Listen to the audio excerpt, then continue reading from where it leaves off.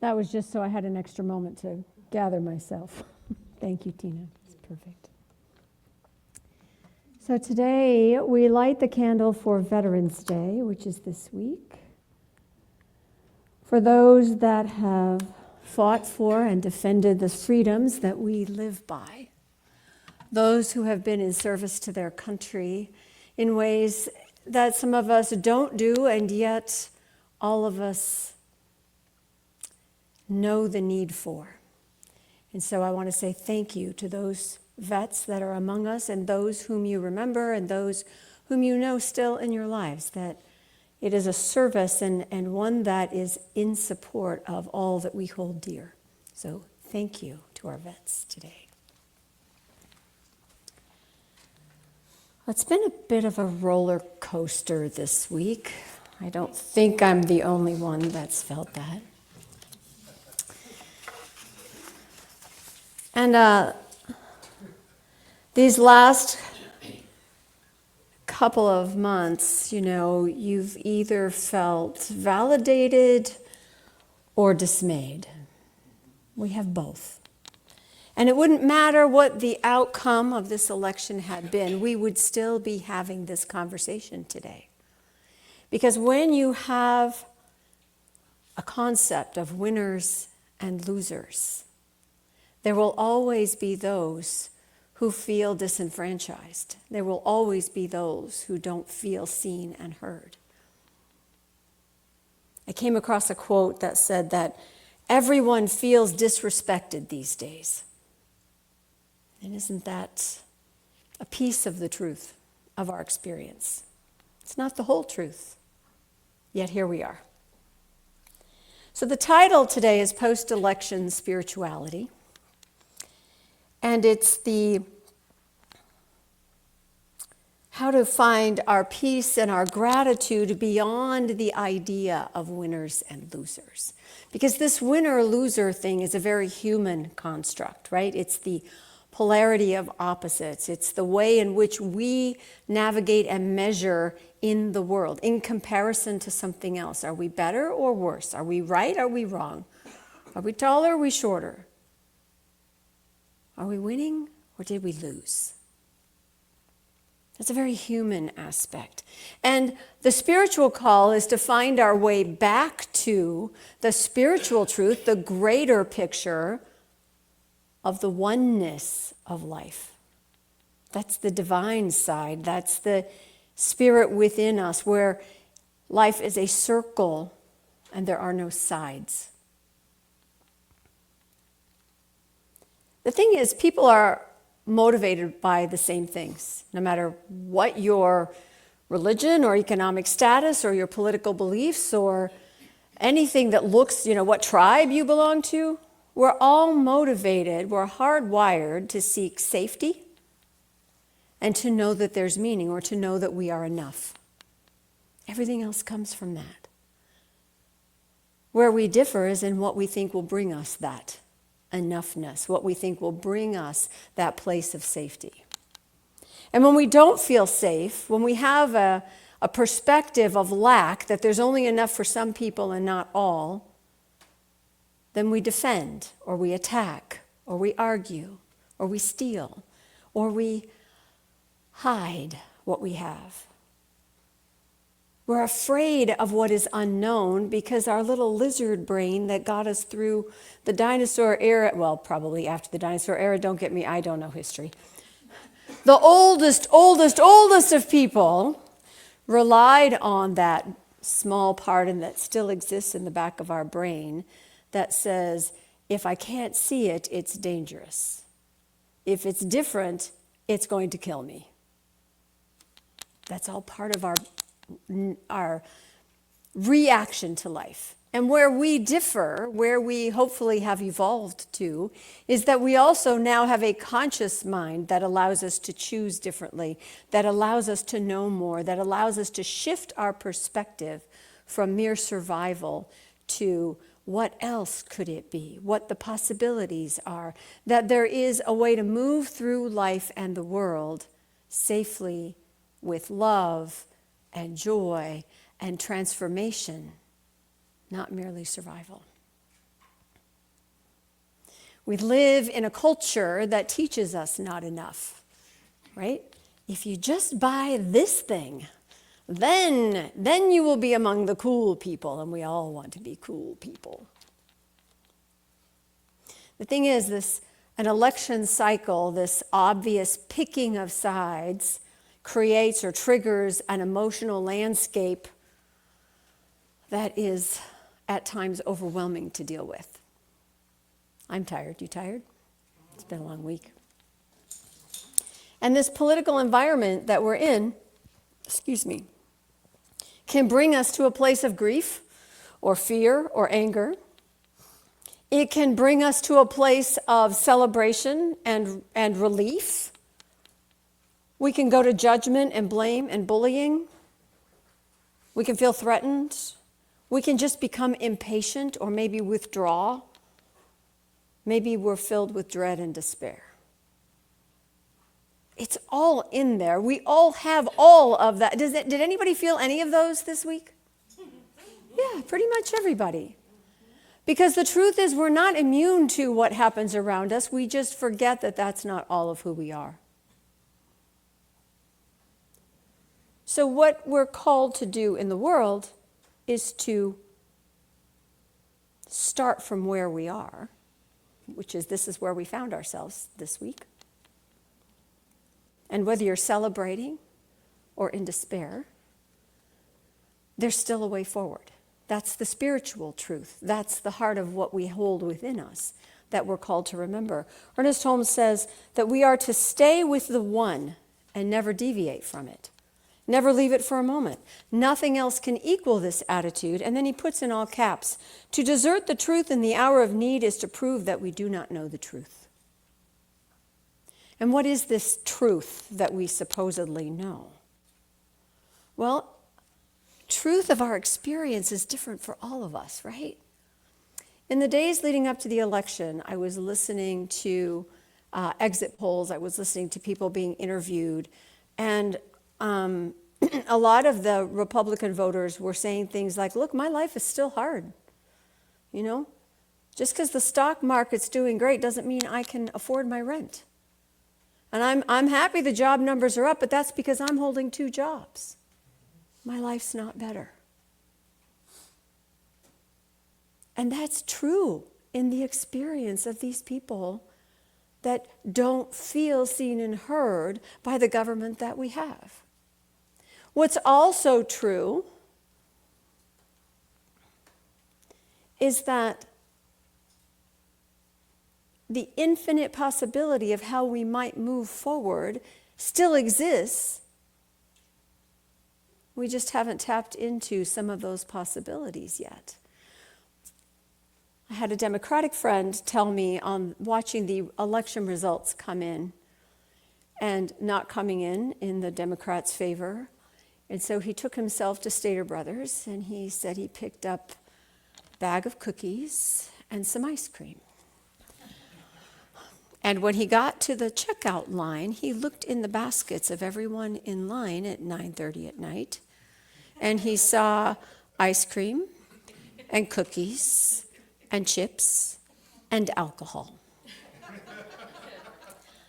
That too is the truth of someone's experience. It's so easy to forget that to be human is to be all of these things. That to live a life is to, if we're able, to recognize spirit and to understand that all of these things are in the oneness. We don't really get to pick and choose what we feel. I don't know if you've ever noticed, but if you try to hide your feelings, if you try to stuff them down, anybody been in therapy? It doesn't work. Because the minute you open that closet door to your fear or your anger or your sadness or your grief, everything else falls out on your head. Because we are meant to feel what we feel and to allow ourselves to feel it, because then it can pass. I was thinking about the wind this week. You know, the wind is blowing. The wind can either spread the fire and destruction, Or, like this morning, it can paint pretty little crowd pictures all over the sky, these little wispy white things. That's also the wind. We're called to remember our own power in our own lives. We're called to get back to that sense of oneness, that sense of connection to something greater than we are. Jane Beach is a Science of Mind minister, and she posts on Facebook all the time. And she says, if I put my nose on the bark of a tree, I will see all shades of brown. If I step back a little bit, I will see the tree. If I step back some more, I will see the forest. If I look from outer space, I will see the planet. There is always a bigger perspective, a bigger picture of what's going on. And if we can remember that, then we have access to all that is within us that knows love, that knows spirit, that knows oneness, that knows healing, that knows the infinite possibility. You see, those feelings, those reactions that we have are our personal signposts for where care is needed. What do I need to do to take care of my grief, my sadness? What do I need to do to express my joy, my sense of celebration? That is individual to each of us. And you've probably figured out that Facebook is not the best place to work that out for yourself. There will be a few differing opinions. And that's just it. Votes and parties and results are other people's opinions. Our culture is made up of everybody else's opinions. Worth considering, but we don't have to take it as the whole truth. Because we each make our own path. We each make our own choices. We each decide what direction we are called to go in, where our gifts are best used, how we might connect with folks. So the human part of us needs permission to feel what we feel, to take the time, to grieve, to celebrate. You also need to express it in some way. So you can blame somebody. That's one way to discharge some energy. Or you can eat ice cream, or you can nap for several days, or you can withdraw, or you can go to a party, or you can take a walk in nature. Only you know what it is that grounds you once again beyond the experiences of life, beyond that sense of losing or winning. Then you need to rest. I meant it when I said I was tired. I think you did too. It's been a lot. And it's not always just out there. Sometimes it's in our own living rooms where those differing opinions clash, where those conversations about what's the right thing to do gets a little bit louder, right? Or it is your friends on Facebook because you can't seem to stay off social media when things get dark. Or it is in the news that you watch on TV.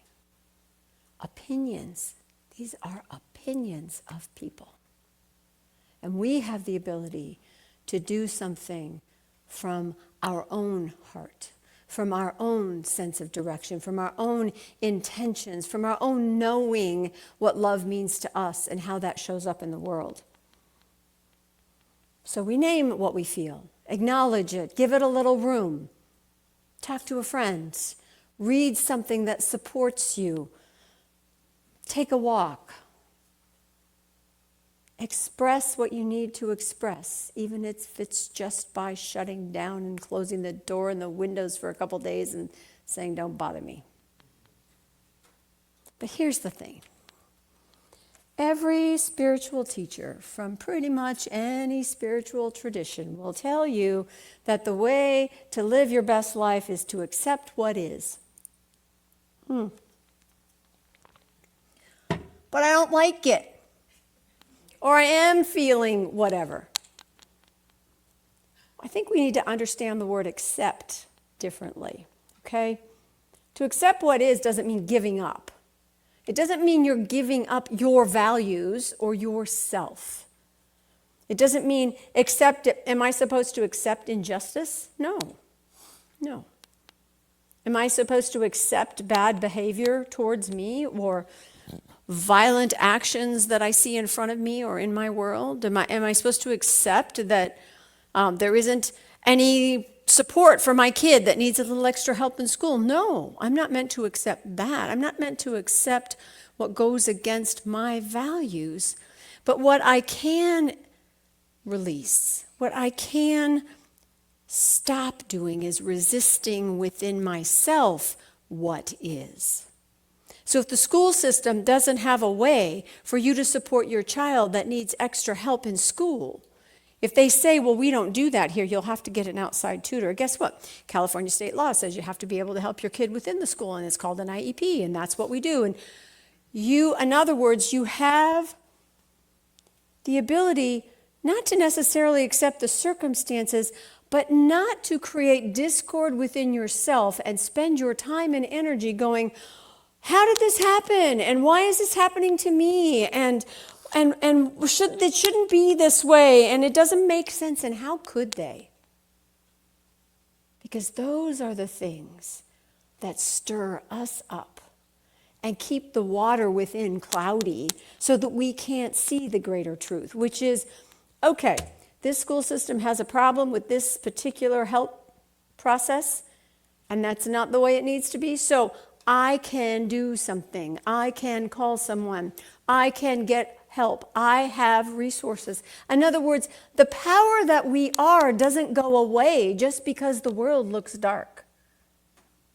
The truth that we carry is a light, meaning we can understand things in a greater way, which allow us to take action, which allow us to lift others up.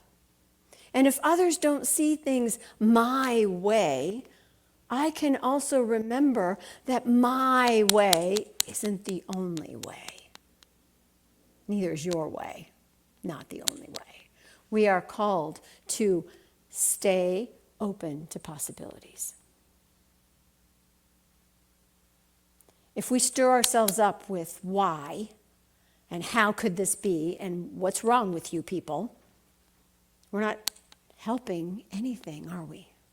We're not changing anything for the better. We're not expanding. It makes us feel constricted. It's a disconnect between what we wanted to have happen or what we expected to have happen and the way that we feel, the way that it turned out. Martin Luther King said that it's true, we must accept finite disappointment. But we are never to lose infinite hope. We can accept finite disappointment, but never lose infinite hope. In other words, there's more to the story than on a particular day. If we move to fear or anger or despair, and even if we move to celebration, but our friends are not celebrating, there's room for all of that. It just takes our attention in a different way. I want to read what Brene Brown says about despair. The first thing she says is that it's a claustrophobic feeling, right? Because it includes the element of hopelessness. If you feel hopeless in the face of what's going on in your life, it's very hard to move. It's hard to think. It's hard to function. It's hard to care. People give up on themselves, they give up on their work, they give up on each other, and they look for someone to blame. And blame is a way of discharging the energy or the pain of fear and anger. Blame is a way to get that out of your system. That gives us a sense of control. Oh, I know what the problem is. I know how to fix this. I know how to fix you. Right? The only antidote for despair is hope. What's interesting, she says, is that hope is not an emotion. Hope is a cognitive behavioral process. That means it's about the way you think and then act. That sounds a little bit like science of mind to me. When you have a sense that you can do this, that there is a path that you can act upon, that there is a goal that you can reach in some way, even if you don't know how. That is hope. Ernest Holmes says that the original definition of the word hope wasn't wishing something would happen. It was an expectation of good. I expect that something good can and will happen, or will be discovered, or will unfold. Brene says, right now, the thing that is helping the most is micro-dosing hope. Little tiny hope steps. I have no access to big hope right now. However, I am asking myself how I can support the people around me, the people on my team, in my community. How can I make sure that in the swirl of my emotions, I stay committed to courage and kindness and caring for others, regardless of the choices other people make? So regardless of where you fall on the election spectrum, other people's choices do not have to take hope from you. Now, not big hope. Doing the smallest next right thing is really hard, but sometimes that's what we have. So I think that there's something in that opposite of feeling helpless that is our way forward after we have felt and acknowledged where we find ourselves, after we allow ourselves to be in our reaction, our swirl, whatever that swirl is, after we've let the dust and the volume go down, we let the dust settle in our families and amongst our friends who think differently than we do. There is a place for taking action in the direction of hope. There is a place for reaching out and doing something nice for someone, partly because it's going to help us too, and partly because it's the right thing to do. That means too that when people reach out to you, that you are available to accept, because you are not so shut down that you don't see someone offering you a phone call, a hand, a cup of tea, an opportunity to go for a walk.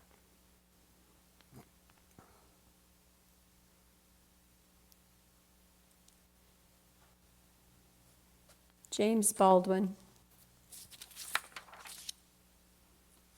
said he's never been in despair about the world. Enraged. I've been enraged by the world, but never despair. I cannot afford despair. You can't tell the children there is no hope. There is always hope. There is always a way forward. There is always a place where we make a difference. There is always a place where our light, no matter how dim, still dissipates the darkness somewhere, for someone, somehow. So we name the feeling. We feel it. We release it. We rest. And we release that sense of hopelessness into an acceptance of this is our new starting point. This is our new place to begin. We did this with the pandemic. Do you remember? Do you remember? A good year, if not a year and a half of not meeting or greeting or being together in person, or how hard that was of our kids trying to do school online, and that works for some but not for others. And then we all started to get back together, and do you remember the masking arguments in the aisles of Costco? Yeah. It's people acting out of their fear and wanting to be safe and wanting you to do it their way because that makes them feel safer, and us wanting them to do it our way so we could feel safe. We know how to do this. We know how to reconnect. We know how to build bridges. We know how to be present, to build that heart-to-heart connection. It's not an instant healing, but it is a way forward. It's motion that comes out of emotion. In other words, whatever our current state of affairs is within us, it can always be directed and channeled into that helping hand, into that connection with a friend, into that pause that gives us a place to breathe. Because the truth is, nobody knows really what's going to happen, because nobody knows all that is possible. We can be grateful for the infinite possibilities going forward. We can look up when we feel discouraged. We've done this, we've talked about this before. When you look down and think about a problem, your energy constricts. Do it. Think about your worst fear coming up here and look down while you think about it and just notice what your body does. All right? Now, raise your eyes and look straight ahead and think about that same issue. And what normally happens if we do that for a while is we start to figure out, well, I could try this, or I could try that, or I could call this person. We start to work on how to make things happen. But if you think about something that's weighing you down and you look up, you actually change your physiology. And what you're doing to your subconscious is saying, look, the sky goes on forever. And if you're inside a room, you just look higher than yourself, because there is a perspective higher than where you're standing. There is a bigger picture that can be seen. There's a more complete picture right around the next corner. We can be kind to each other. We can be kind to everyone, because it is in that action that we find our peace. So we can get back to gratitude and peace from this place that might feel so difficult or so disconnected or so divisive. It comes, as always, from within, if we give ourselves a little space and time to process. I love you all. Namaste.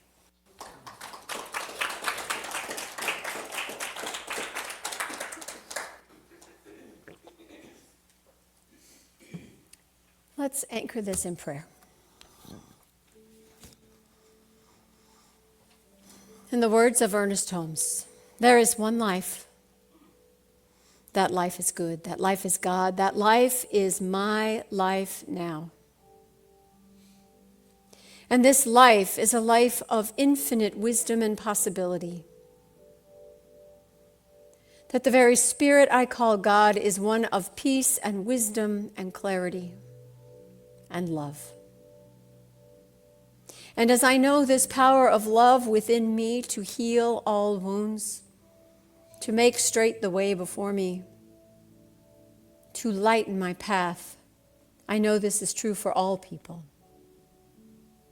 And so I call on that love in and as myself, that I might recognize it in others when I meet them, that I might remember that healing is always possible, always happening, for the nature of life is to give to itself. And I call forth the clarity of the spiritual knowing, those spiritual eyes, to see and know the infinite unfolding that is always happening, whether my human eyes can see it or not, whether my understanding has reached a level where it's visible, or whether my understanding is still clouded. I know where there is the appearance of fear or bitterness or blaming or gloating or disconnection, that the greater truth is still love,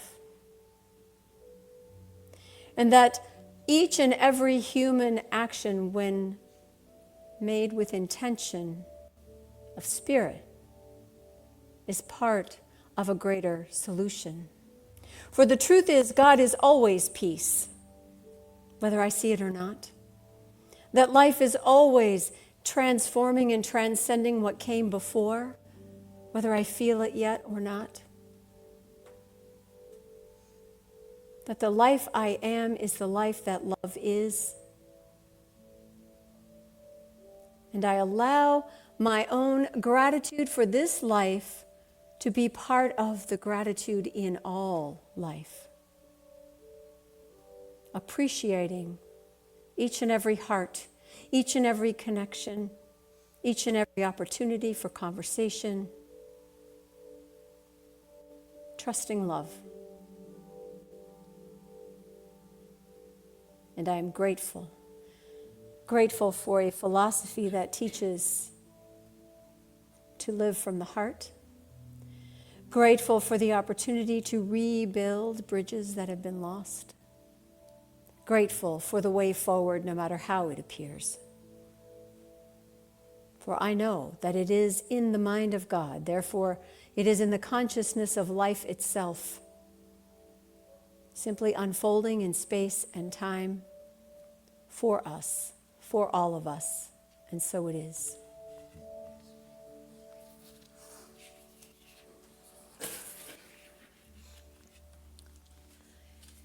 In your program, you'll find our affirmation. And I invite you to repeat these words after me. All that I am is of spirit. All that I am is of spirit. I let myself feel what I feel. I let myself feel what I feel. And still trust the path I am walking. All that I am is of spirit. All that I am is of spirit. And so it is. Let's have another wonderful song from Tina and Jeff.